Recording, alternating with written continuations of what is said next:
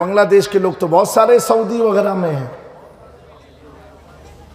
جو بزرگوں سے پیر سے دور ہیں وہ وہاں جا کے بھٹک کے آتے ہیں۔ لیکن دوستو ایک بات تو سوچو، یہ اتنا ارادہ بناتے ہیں، پلان کرتے ہیں کہ حضور کی توہین کر کر کے ہم اسلام کے سینے سے عظمت مصطفیٰ کو نکال دیں گے۔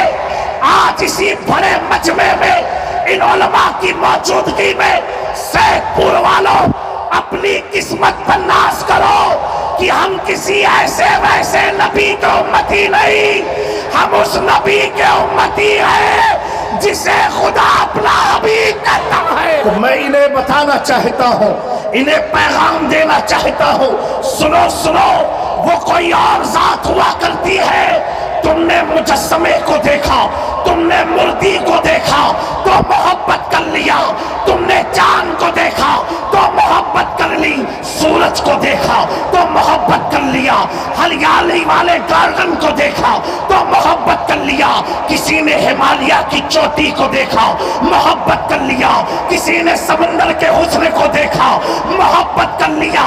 پتا کیا چلا؟ بشری تقاضا ہے، انسان جسے دیکھتا ہے اسی سے محبت کرتا ہے۔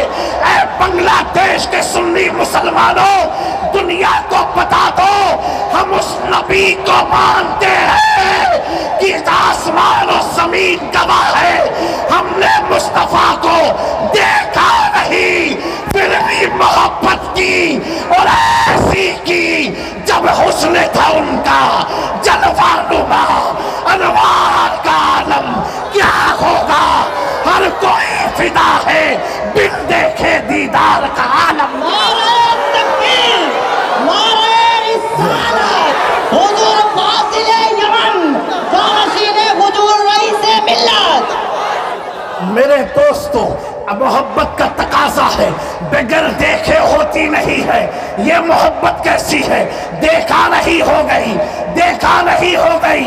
میرے دوستو، میرے آقا کا جب ظاہری وصال کا وقت قریب آیا، صحابہ حاضر ہوئے، کہا یا رسول اللہ صلی اللہ علیہ وآلہ وسلم، آپ کے جانے کے بعد ہم اپنے درد دل کس کو سنائیں گے؟ ہم مایوس جب ہوں گے کسے اپنی پریشانی بتائیں گے؟ میرے آقا نے فرمایا اے لوگوں سنو سنو، میرے جانے کے بعد مایوس مت ہونا، انی ترکتم فیکم الثقلین ما ان اخذتم لن تضلوا، تمہارے درمیان دو بھاری چیزیں چھوڑ کے جا رہا ہوں، ایک کتاب اللہ، ایک اہل بیت مصطفیٰ، اسے پکڑے رہنا، کبھی گمراہ نہ ہوگے۔ میرے پیارو یہ کمال ہے اہل بیت مصطفیٰ کا۔ حضور نے فرمایا اگر مجھے دیکھنا چاہتے ہو حسن میں دیکھو، مجھے دیکھنا چاہتے ہو حسین میں دیکھو، مجھے دیکھنا چاہتے ہو علی میں دیکھو۔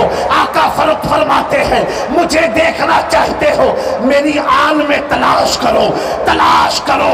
اے سید پور والوں، ہم نے اگرچہ مدینے کے تاجدار کو نہیں دیکھا، لیکن ہاں اسی تاجدار کی ہم کڑی مختوم سمنانی کی نسل کا شہزادہ نعیم الاولیاء کو دیکھا، ہم نے محدث اعظم کو دیکھا، ہم نے سرکار کلا کو دیکھا، ہاں ہم نے اشرفی میاں کو دیکھا، سید احمد اشرف کی چھوچوی کو دیکھا۔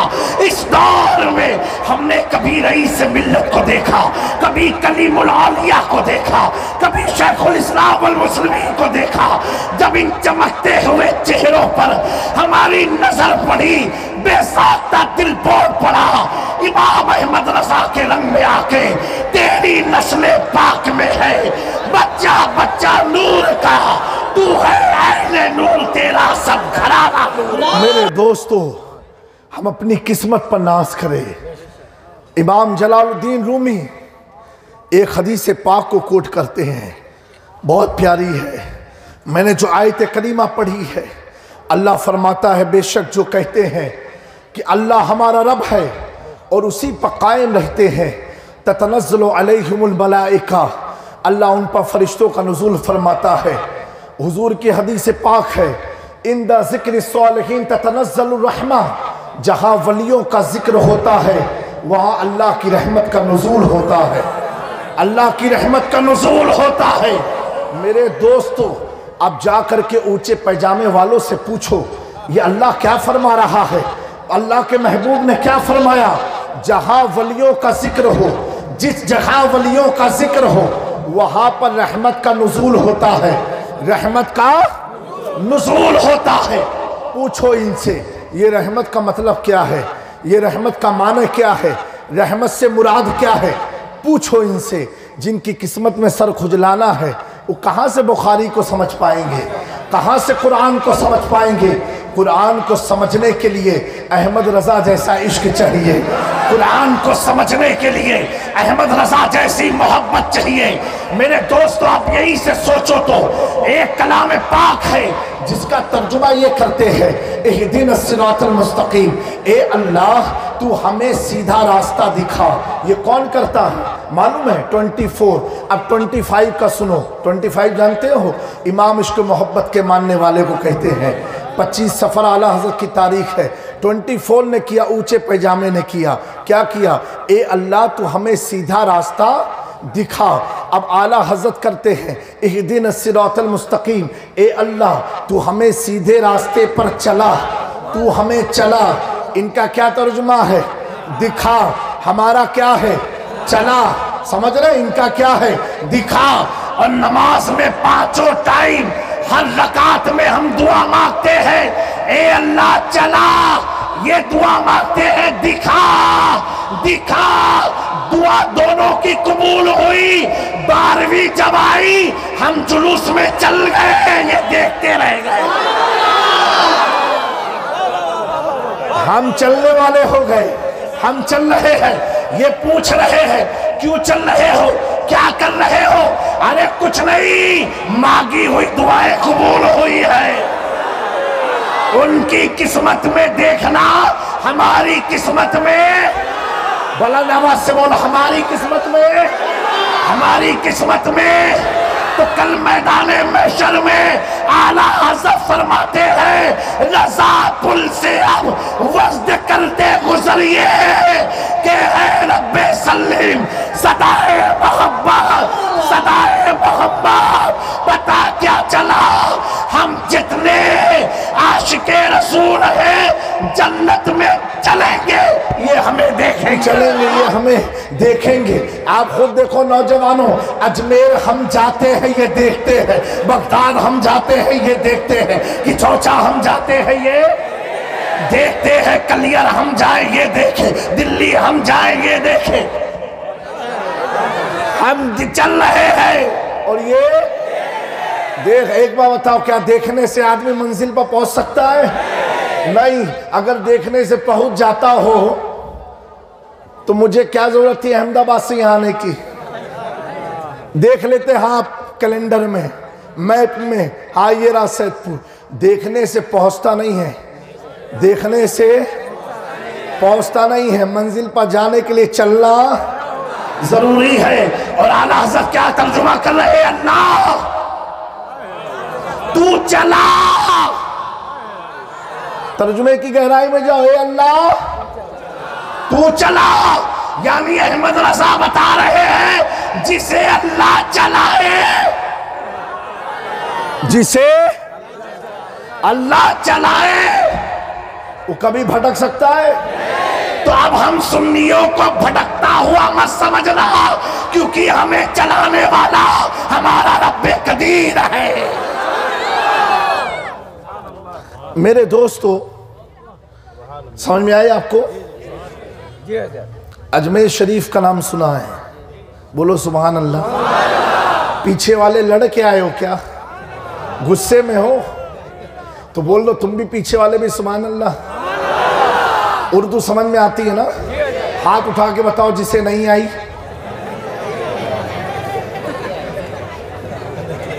چاچا میاں یہی لوچا ہو گیا، اب کیا کیا جائے؟ ہو جاتا ہے، یہی تو ہم لوگ کی محبت کا جوش ہے۔ کیا ہے میرے پیارو؟ حضور محدث اعظم ہند کا نام سنا ہوگا۔ آپ اجمیر شریف سے ٹرین میں بیٹھے ہیں، اجمیر شریف سے کہاں بیٹھے؟ ٹرین میں، اور بیٹھے تب تک ایک آیا، سمجھے؟ اونچا پائجامہ، اور آنے کے بعد یہ تو سلام بھی وہ تگڑا کرتے ہیں، السلام علیکم ورحمت اللہ۔ مودی سے آدم سمجھ گئے یہ کوئی اور ہے، تو اس سے اور جنت سے کیا سمجھ گئے یہ وہی ہے۔ لیکن علماء اور مشائخ جو ہوتے ہیں ان کا مشن ہمیشہ تبلیغ کا ہوتا ہے، کوئی بھی ہو اسے سمجھانا۔ وہ آیا آ کر کے بیٹھا۔ اس لیے دوستو جب بھی کہیں جاؤ نا، چاہے حج کرنے جاؤ یا عمرہ کرنے جاؤ، جس کے ساتھ جا رہے ہو نا اس کا بھی عقیدہ جان لو کیسا ہے۔ ہاں نہ تو رانگ نمبر ہے تو رانگ ہی نمبر سب لے جائے گا وہ، ہاں اتنا یاد رکھنا۔ اور یہ سب اسکیم لاتے ہیں، ہمارا اہل سنت والجماعت مسلک اعلیٰ حضرت والا بیچارہ تھوڑا مہنگا رہے گا اس کا، اور یہ سستا رکھیں گے تاکہ وہ بھی میرے حصے میں آ جائے۔ وہ تمہیں نہیں لانا چاہتا ہے، تمہاری نماز کو برباد کرانا چاہتا ہے، سمجھے میری بات کو؟ یہ بولتے ہیں، اور یہ بنگلہ دیش کے لوگ تو بہت سارے سعودی وغیرہ میں ہیں، جو بزرگوں سے پیر سے دور ہیں وہ وہاں جا کے بھٹک کے آتے ہیں، اور جو سٹے ہوئے پیروں سے وہ بھٹکتے ہی نہیں ہیں۔ اسی لیے بزرگوں سے جڑے رہو، کیا کرو؟ بزرگوں سے جڑے رہو، فائدہ اسی میں ہے۔ ہمارے پاس تو کعبہ ہے، اچھا کعبے کی چابی ہے۔ اب آدمی سوچتا اسلام تو وہیں سے آیا، تو وہی کا سب سے پرفیکٹ، یہ لوگوں کے نوجوان کے دماغ میں ڈال دیا۔ میں نے کہا نہیں، آیا تو وہی سے آیا، لیکن جب آیا تو دو نظریہ لے کے آیا۔ ایک نظریہ ابو جہل کا ہے، ایک مولا کائنات کا ہے۔ ایک نظریہ ابو لہب کا، ایک نظریہ خلیفۃ المسلمین ابو بکر صدیق کا۔ سمجھے؟ اب اپنانا کسے ہے؟ میں نے کہا بھائی اگر تمہارے پاس کعبہ ہے، اس کی امامت ہے، اس کی چابی ہے، تو تم کامیاب کیسے ہوگے؟ How you think you are success now؟ تم کامیاب کیسے ہوگے؟ ارے بھائی کعبہ ہمارے پاس ہے۔ میں نے کہا بیوقوف، تیرے پاس تو کعبہ ہے، میرے پاس تو کعبے کا کعبہ ہے۔ کیا ہے کعبے کا؟ اب کہے گا یہ جامع میاں کیا لائے؟ کعبے کا کعبہ۔ میں نے کہا ہاں بالکل سچی بات۔ کہا کیسے؟ میں نے کہا ایسے کہ تم تو ابھی باہر ہو، تالا لگا کے کہاں ہو؟ بولو، تالا لگا کے کہاں ہے؟ باہر ہے، اور ایک آدمی تالا کھول کے سوتا بھی وہیں ہے، کھاتا بھی وہیں ہے، لیٹتا بھی وہیں ہے، ہر کام وہیں کرتا تھا۔ اب بتاؤ جو کعبے میں رہتا ہو، کعبے میں سوتا ہو، کعبے میں کھاتا ہو، کعبے میں پیتا ہو، کعبے میں سارا کام کرتا ہو۔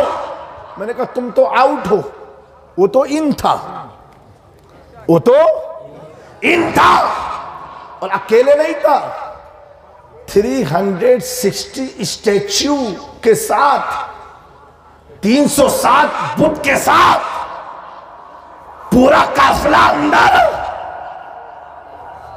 کعبے کا کعبہ کیسے؟ قاسم جب 12ویں کی شب آئی اور آمنہ کے گھر میں اللہ کا حبیب جب آنے والا تھا، میرے آقا کے دادا حضرت عبدالمطلب فرماتے ہیں میں نے اپنی آنکھوں سے دیکھا کہ کعبہ میرے بیٹے عبداللہ کے گھر کی طرف جھکا ہوا تھا، جھکا ہوا تھا۔ اعلیٰ حضرت عقیدہ دیتے ہیں حاجیوں آؤ شہنشاہ کا روضہ دیکھو، کعبہ تو دیکھ چکے، کعبے کا